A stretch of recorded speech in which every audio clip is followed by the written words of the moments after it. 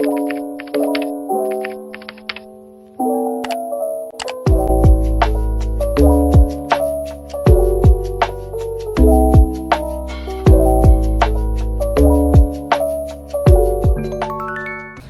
semuanya, selamat datang di channel Dian dan Maulana.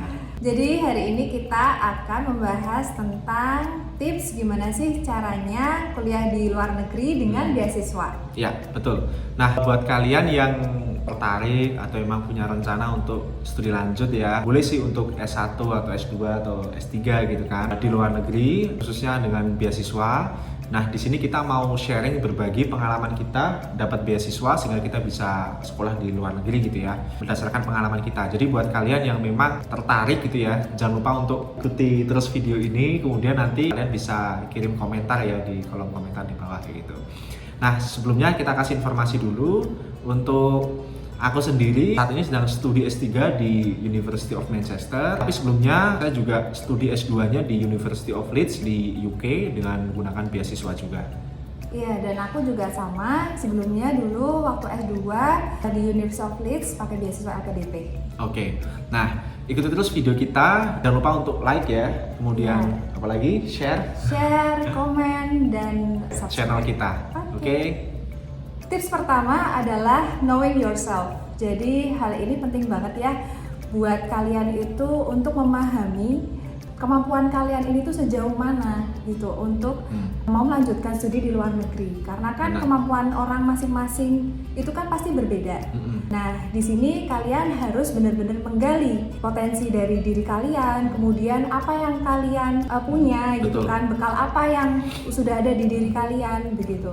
Ya, tentunya pengalaman kalian selama, misalkan kalian mau S2, berarti pengalaman kalian selama S1, kemudian misalkan kalian S3, pengalaman kalian ketika kerja atau S2, itu kalian harus tahu nih level kalian itu ada di mana.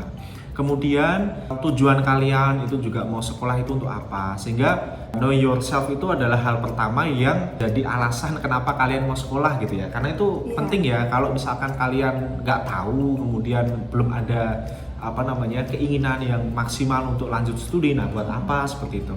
Dan juga tentunya di situ kalian harus punya ukuran gitu, ukuran dalam arti kapasitas kalian itu sampai mana. Baik, yang utamanya adalah misalkan bahasa asing gitu ya, kemampuan academic skill atau misalkan non academic skill itu sampai mana gitu, kalian punya ukuran seperti itu.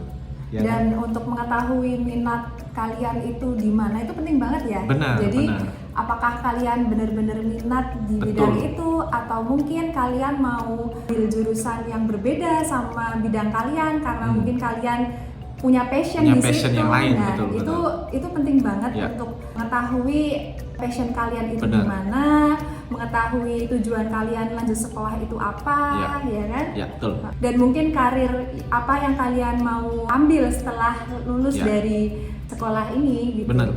Oke. Nah, untuk tips yang kedua adalah research, yaitu apa? Kalian harus lebih proaktif untuk mencari info. Kita bagi dua ya, dari kampus dan dari beasiswanya. Jadi kalian harus banyak-banyak browsing tentang kampus apa yang kalian mau tuju, terus jurusannya. Jadi dari website kampus yang mau kalian tuju itu biasanya udah lengkap tuh, ada tab-tabnya itu kayak misalnya syaratnya, kemudian matrikulasinya apa aja, ya kan? Terus untuk syarat bahasa Inggrisnya, GPA, kemudian juga termasuk tenaga pengajarnya itu ada loh.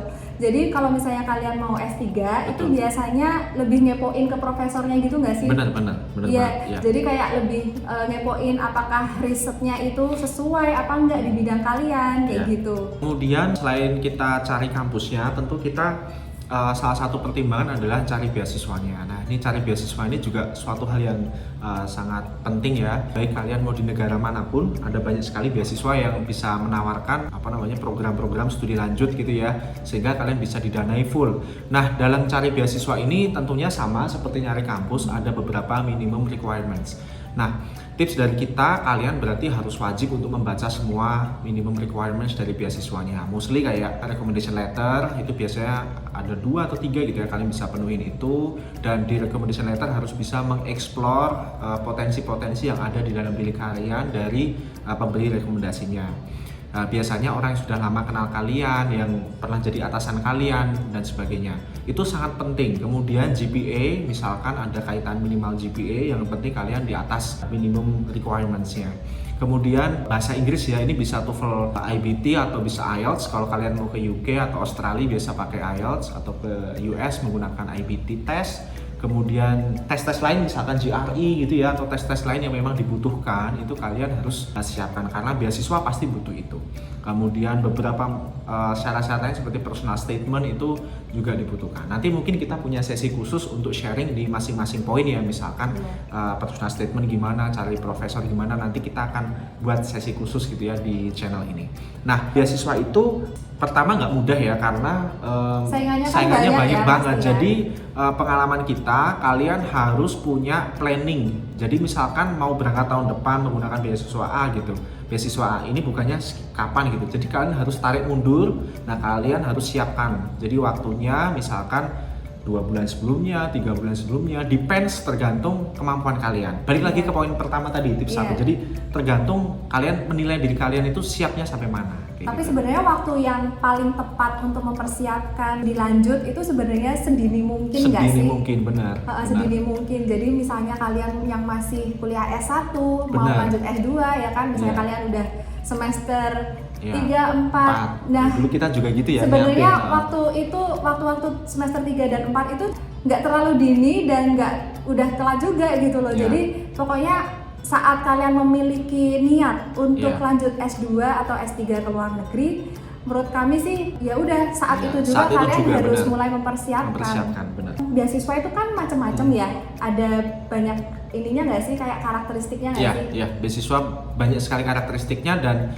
di sini tipsnya adalah gimana caranya kita menyesuaikan portofolio kita atau dokumen submission kita itu disesuaikan dengan kriteria yang diinginkan oleh pemberi beasiswa. Jadi masing-masing pemberi beasiswa itu punya kriteria masing-masing ya, misalkan dibutuhkan pemimpin, misalkan dibutuhkan researcher gitu, pengalaman research yang banyak, dibutuhkan misalkan inovator gitu ya, punya pernah membuat sebuah aplikasi dan sebagainya. Pokoknya kita harus baca penuh value pemberi beasiswanya ya kan, nilai-nilainya seperti apa, kemudian dan sebagainya. Jadi itu sesuaikan aplikasi kalian nanti dengan karakter beasiswa itu sendiri. Betul, setuju. Nah, untuk tips yang ketiga adalah persiapan bahasa atau language preparation. Nah, ini juga jadi salah satu persyaratan yang paling penting ketika mau studi ke luar negeri, apalagi ke negara-negara yang basisnya menggunakan bahasa Inggris misalkan. Nah, language preparation ini nggak harus misalkan Inggris ya, kalau kalian mau ke Korea atau ke Jerman bisa menggunakan preparasi di bahasa di mana negara itu berada kayak gitu. Jadi itu jadi nilai tambah ya, atau nilai plus buat kalian. Nah, di sini tipsnya adalah memang kalian harus mempersiapkan jauh-jauh hari. Yang namanya persiapan bahasa itu tidak ada instan ya. Iya, betul. Berapa lama kira-kira tuh?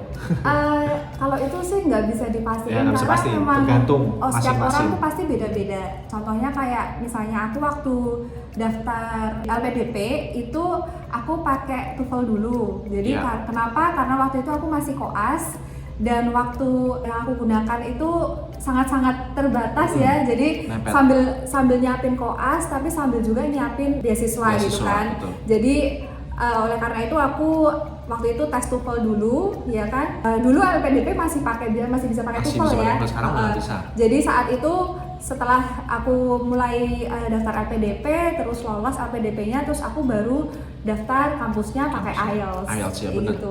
Dan itu memang kayak cuman preparasi aku sih dulu kayak 3 bulan doang sih, karena memang mepet banget karena waktu itu aku ngejar untuk berangkat yang tahun itu sih. Tapi kalau menurut aku sih kayak setiap orang tuh kayak beda-beda gitu loh. Mungkin ada yang bisa lebih cepat dari aku, atau mungkin bisa yang lebih lama gitu. Sebenarnya balik lagi ke poin pertama ya. Jadi knowing yourself itu pahami sejauh mana sih kita itu kurang gitu kan. Jadi kalau misalnya nih kayak IELTS itu kan ada yang namanya poin reading, ada listening, speaking, writing gitu kan. Nah, aku tuh udah tahu nih aku kurangnya di mana gitu. Jadi aku bisa memperkuat di sisi di mana aku tuh kurang, tapi di sisi lain juga mempergunakan waktu senggangku untuk mempertahankan yang sudah aku punya gitu. Misalnya nih kalian ada yang kurang di listening atau speaking gitu kan. Nah, perkuat di daerah itu. Tapi kalian bisa mempergunakan waktu senggang kalian, misalnya mau tidur itu sambil misalnya baca-baca berita BBC kayak gitu. Itu kan kayak lebih santai, tapi kalian tetap skillnya tetap terasah kayak gitu sih. Nah, kalian juga bisa sering-sering latihan soal atau kalian nonton film ya, misalkan Netflix atau film apapun itu yang kalian merasa suka gitu kan. Nah, itu mungkin subtitlenya bisa diganti jadi subtitle menggunakan bahasa Inggris gitu ya. Jadi intinya seperti itu. Nah, biasakan sih, intinya kalian harus bisa biasa. Iya, kalau bahasa itu kan sebenarnya pembiasaan ya gitu. Apalagi kalau IELTS itu kan tesnya tuh nggak murah ya sebenarnya. Jadi benar-benar persiapkan sedini mungkin, itu sih paling kita. Nah, tips yang keempat adalah persiapkan semua dokumen yang diperlukan untuk mendaftar. Ya, karena untuk kampus dan beasiswa yang udah kita bahas sebelumnya tadi, itu biasanya butuh dokumen yang banyak, dan di situ kalian harus bisa mengorganize dokumen-dokumen mana yang penting, kemudian bisa kalian lengkapi semua. Nah, dari kita ini tipsnya misalkan seperti ijazah nih, kalian harus gunakan misalkan translator certificate gitu. Nanti kalian minta ke kampus kalian pasti ada. Kemudian transkrip juga. Jadi bisa yang jadi misalkan mata kuliah tertentu yang bahasa Indonesia itu paling tidak sudah ada terjemahnya menggunakan bahasa Inggris gitu kan. Iya. Kemudian sampai semua dokumen yang kalian persiapkan. Nah, dokumennya apa aja nih? Banyak kan ya sampai. Iya, jadi kayak personal statement tadi ya, atau motivation letter, terus reference letter. Reference letter itu juga. Terus ya ijazah, biasanya ijazah, transkrip dan sebagainya. Nanti bisa kalian cek di website dari masing-masing beasiswa atau masing-masing kampusnya. Nah, kalau misalnya daftar kayak gitu tuh lebih baik ke kampus dulu, baru beasiswanya, atau beasiswanya dulu baru ke kampus atau gimana? Nah, itu depends atau tergantung dengan prosesnya. Ada juga yang beasiswa dan kampusnya tuh include, jadi ketika kita mendaftar beasiswa, udah dapat beasiswanya, nanti ada beberapa pilihan kampusnya yang bisa kita ambil, ya kan? Itu ada di beberapa beasiswa memang berlaku seperti itu. Ada juga yang kita bisa dapat LOA unconditional atau letter of acceptance unconditional dari kampusnya dulu, baru dari situ adalah kita dapat modal yang cukup kuat untuk mendaftarkan beasiswa. Biasanya kalau udah punya LOA unconditional, udah punya profesor, itu jadi modal yang sangat kuat kita untuk dapat beasiswa. Jadi sebenarnya di sini tergantung ya, jadi kita nggak bisa bilang mana yang lebih baik, tetapi kita sendiri harus bisa memastikan mana yang lebih baik bagi kita gitu. Iya. Kondisional sekali soalnya ya kan. Kondisional sekali. Jadi balik lagi ya, mungkin ada beasiswa yang mengharuskan kita tuh punya LOA dulu. Iya. Ada yang beasiswa yang bebas gitu. Benar. Kamu nggak punya LOA pun masih bisa daftar kayak gitu. Benar. Nah, kalau misalnya yang harus punya LOA, berarti kalian harus daftar kampusnya dulu, baru daftar beasiswanya. Nah, tapi kalau misalnya beasiswanya bebas, nggak harus pakai LOA, berarti kalian bisa daftar beasiswanya dulu, baru daftar kampus. Betul. Tapi bisa juga dilakukan bersamaan ya. Bisa. Jadi paralel aja, daftar kampus iya, daftar beasiswanya juga iya. Nah, setelah kalian pastikan dokumen kalian itu sudah lengkap ya, pastikan juga biasanya pakai format apa sih? PDF ya? Iya, biasanya PDF. Dan jangan lupa rename ya, itu rename. Iya, jangan lupa rename sesuai dengan isi dari dokumen kalian gitu. Jadi nanti saat kalian upload itu biar nggak ketuker-tuker. Ini dokumen apa kayak gitu. Dan biasakanlah jadikan satu folder gitu ya. Jadi lebih mudah untuk administrasi kalian sendiri. Nah, untuk tips yang terakhir adalah persiapan untuk wawancara. Biasanya ini khusus untuk dimana beasiswa atau kampus ya yang memang mengundang kita untuk proses wawancara. Aku sendiri waktu proses S3 kemarin, baik kampusnya itu ya, profesor dan labnya itu mengundang saya untuk proses wawancara kayak gitu. Jadi itu mungkin bisa dijadikan pertimbangan di mana kalian juga bisa mempersiapkan diri untuk apabila memang nanti akan ada wawancara. Nah, itu gimana persiapannya, kayak ya kan latihan gitu ya? Jadi kalian harus temukan partner. Nah, iya bener banget. Partner untuk wawancara. Jadi kalian sudah punya list-list pertanyaan yang mungkin keluar, terus persiapkan juga kayak rencana-rencana studi kalian kayak gitu. Nah, kemudian temukan partner yang tepat bisa teman kalian, bisa senior kalian, Iya. atau mungkin yang punya kakak di rumah ya Betul. kan, bisa disuruh untuk jadi partner kalian wawancara kayak betul, gitu setuju. ya. Nah, setelah itu jangan lupa kalian untuk kalau tips dari kita ya, kalian untuk lihat misalkan kalian bisa ngerekam diri kalian, kemudian kalian evaluasi lagi, kalian lihat apakah aku udah cukup percaya diri, apakah aku udah cukup lancar gitu ya dalam Iya. hal berkomunikasi kayak gitu ya. Betul. Jadi selain wawancara ini juga ada seleksi yang lain gitu nggak sih kadang-kadang beasiswa? Ya, Kayak dulu kadang-kadang, APDP tuh ya. ada FGD-nya, Ya, ya. terus ada tes-tes mungkin kayak tes TPA gitu ya. Macam-macam iya. Dan Tapi intinya sebagainya. kalian persiapkan secara khusus lah. Jadi misalkan ketika proses wawancara kalian tidak kaget dan kalian tidak nervous gitu ya. Jadi ini kalau bisa dipersiapkan dengan matang.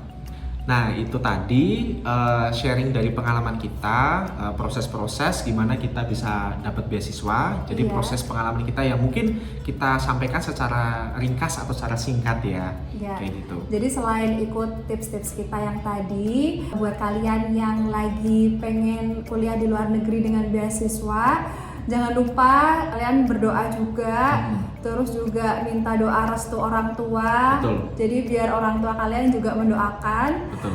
Terus pokoknya jangan menyerah, jangan putus asa, karena sesuatu yang diperjuangkan itu pasti berbuah hasil yang maksimal. Oke, jadi itu saja sharing kita kali ini. Buat teman-teman semua, jangan lupa untuk kirim komentar di kolom komentar di bawah, kemudian subscribe channel ini. Dan juga buat kalian yang sedang mempersiapkan beasiswa, kalian yang butuh diskusi, kalian bisa kirim email ke alamat email yang ada di deskripsi video di bawah ini. Oke, itu saja mungkin yang bisa kita bagi untuk video kali ini ya. Ya, makasih udah nonton video ini sampai selesai. Dan sampai jumpa mungkin di video kita selanjutnya. Dadah.